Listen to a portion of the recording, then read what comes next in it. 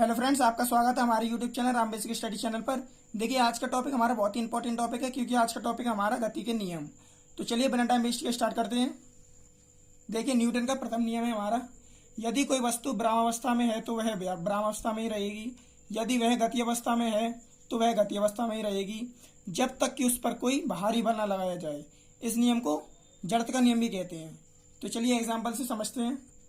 देखिए, मान लीजिए कोई एक बॉल है। तो देखिए, ये बॉल जब तक ये किसी सतह पर है, ये बॉल जब तक ब्रह्मावस्था में रहेगी तब तक इस पर कोई फोर्स ना लगाया जाए, कोई बल ना लगाया जाए। ठीक है, तो यह अपनी अवस्था परिवर्तन का विरोध करती है। क्यों? क्योंकि यहाँ पे हमारा घर्षण बल काम करता है धरती पर, और इसी वजह से इसको जड़त्व का नियम भी कहते हैं। क्योंकि जड़त्व का मतलब होता है हमारा, यदि कोई वस्तु अवस्था परिवर्तन का विरोध करती है तो वस्तु के इस गुण को जड़त्व कहते हैं। ठीक है, अब देखिए, मान लीजिए ये इस बॉल को हमने हिट किया और यहाँ से ये इधर आ गई। तो देखिए, ये आगे चलती रहेगी, जब तक चलती रहेगी तब तक कि उस पर कोई फोर्स ना लगाया जाए, कोई बल ना लगाया जाए। तो देखिए, ये जब धरती की सतह पर चलती है तो यहाँ पे एक घर्षण बल कार्य करता है हमारा, जो इस गेंद को आगे मूव करने से रोकता है। ठीक है, तो देखिए, ये हो गया हमारा प्रथम नियम। अब बात करते हैं दूसरे नियम की। तो देखिए, न्यूटन का द्वितीय नियम है, यदि कोई पिंड पर F बल लगाया जाता है तो उसमें त्वरण A उत्पन्न हो जाता है। यह त्वरण लगाए गए बल F के अनुकरणानुपाती तथा द्रव्यमान M के व्युत्क्रमानुपाती होता है। तो देखिए कैसे।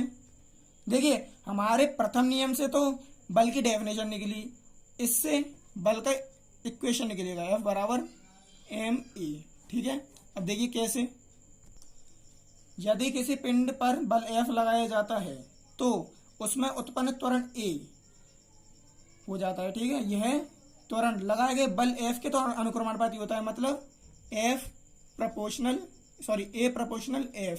मतलब हमारा त्वरण बढ़ेगा तो हमारा बल भी बढ़ेगा, अगर त्वरण हमारा घटेगा तो बल भी हमारा घटेगा। ये होता है प्रोपोर्शनल का मतलब। ठीक है, तो देखिए A प्रोपोर्शनल F। ठीक है, आगे क्या कह रहा है, तथा द्रव्यमान M के व्युत्क्रमानुपाती होता है। ठीक है, A M के क्या होता है, व्युत्क्रमानुपाती। तो A प्रोपोर्शनल बल 1/M। ठीक है, अब देखिए, अब ये बट्टे के रूप में है। तो देखिए, जब हम त्वरण को बढ़ाएंगे तो द्रव्यमान हमारा घटेगा, अगर हम त्वरण को कम करेंगे तो द्रव्यमान बढ़ेगा।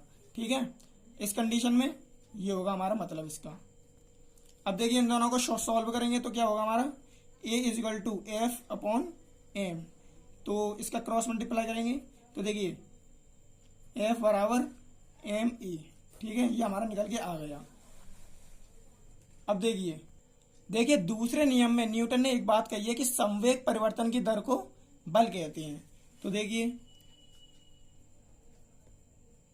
संवेग परिवर्तन की दर को क्या कहते हैं, बल। देखिए, इसको अभी हम सिद्ध करके देखते हैं। देखिए, इसको सिद्ध करने से पहले हम जानते हैं कि संवेग क्या होता है। देखिए, मान लीजिए ये कोई लड़का है। ठीक है, इसका कुल मास यानी कुल द्रव्यमान, ठीक है, और ये कितनी स्पीड से चल रहा है, वेग।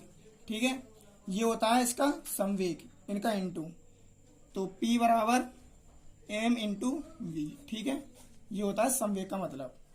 अब न्यूटन ने बोला था कि संवेग परिवर्तन की दर को बल कहते हैं। तो देखिए, P2 माइनस P1 = F/T। ठीक है, देखिए, परिवर्तन का दर मतलब होता है हमारा दूसरी वाली वैल्यू में से पहली वाली वैल्यू को घटाना। तो हमने P2 में से P1 घटा दिया, और दर का मतलब होता है हमारा बट्टे में T। ठीक है, अब देखिए, यहां पर संवेग का फॉर्मूला खोल देते हैं। तो यहाँ पे M2 V2 minus M1 V1, क्योंकि यहाँ पे हमारा संवेग 2 है ना, P2 और P1। तो P1 की M1 V1 और P2 की M2 V2 upon T is equal to F. ठीक है, अब देखिए हम एक बात और बताते हैं आपको। मान लीजिए ये कोई लड़का है, ठीक है, ये बाइक पर बैठा है, तो देखिए जब ये चलेगा तो देखिए इसका वेग है, वेग में तो परिवर्तन होगा इसका। मान लीजिए अभी हमारा 15 मीटर पर सेकंड की स्पीड से चल रहा है, आगे चल के ये इसने 20 कर दी, तो देखिए ये वेग में तो परिवर्तन कर सकता है मगर अपने द्रव्यमान में परिवर्तन नहीं कर सकता। इसके द्रव्यमान में परिवर्तन होगा नहीं, क्योंकि ये अगर यहाँ पे मान लीजिए 45 किलोग्राम का है, ठीक है, तो यह 45 किलोग्राम का ही रहेगा। ठीक है, अगर देखिए यहाँ से यहाँ पे आने पर इसका देखिए ना तो द्रव्यमान बढ़ेगा और ना घटेगा। 45 किलो का है तो वहां पर भी ये 45 किलो का ही होगा। तो मतलब कहने का हमारा मतलब है कि M1V1 ये हमारा M1 और M2 ये हमारा बराबर, क्योंकि इसके द्रव्यमान में कोई परिवर्तन नहीं हुआ। तो हम लिख सकते हैं यहाँ पर इसको M_V2 minus M_V1 upon T is equal to F। ठीक है, ये ले सकते हैं क्योंकि हमारा M समान ही रहेगा। अब देखिए यहां से M कॉमन ले लेंगे तो क्या बचेगा V2 minus V1 upon T is equal to F। ठीक है, अब देखिए हम जानते हैं कि वेग परिवर्तन की दर को क्या कहते हैं, त्वरण। तो देखिए वेग परिवर्तन हो रहा है यहाँ पे, इसकी दर को क्या कहते हैं, त्वरण। तो ma इजिकल टू F यहाँ पे हमारा प्रूव हो गया, F बराबर ma। ठीक है, तो ये हो गया हमारा न्यूटन का द्वितीय नियम। अब बात करते हैं तृतीय नियम की। तो देखिए तीसरा नियम है हमारा, इस नियम के अनुसार प्रत्येक क्रिया की क्रिया के बराबर विपरीत प्रतिक्रिया होती है। इस नियम को क्रिया प्रतिक्रिया का नियम भी कहते हैं। देखिए एग्जांपल से समझते हैं। तो देखिए जब कभी भी हम किसी वस्तु पर फोर्स लगाते हैं तो वह वस्तु भी उसी बल से विपरीत उसकी प्रतिक्रिया करती है।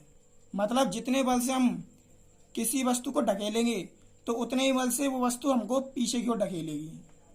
मान लीजिए एग्जाम्पल पर हमने किसी दीवार को धक्का मारा तो दीवार भी हम पर उतनी ही फोर्स से पीछे की ओर ढकेलेगी।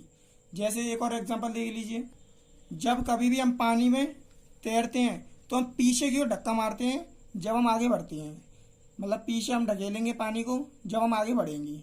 ठीक है, तो देखिए ये तो हो गए हमारे गति के नियम तीनों। अगर आपको हमारी वीडियो अच्छी लगी है तो वीडियो को लाइक करना और चैनल को सब्सक्राइब कर देना। Thank you.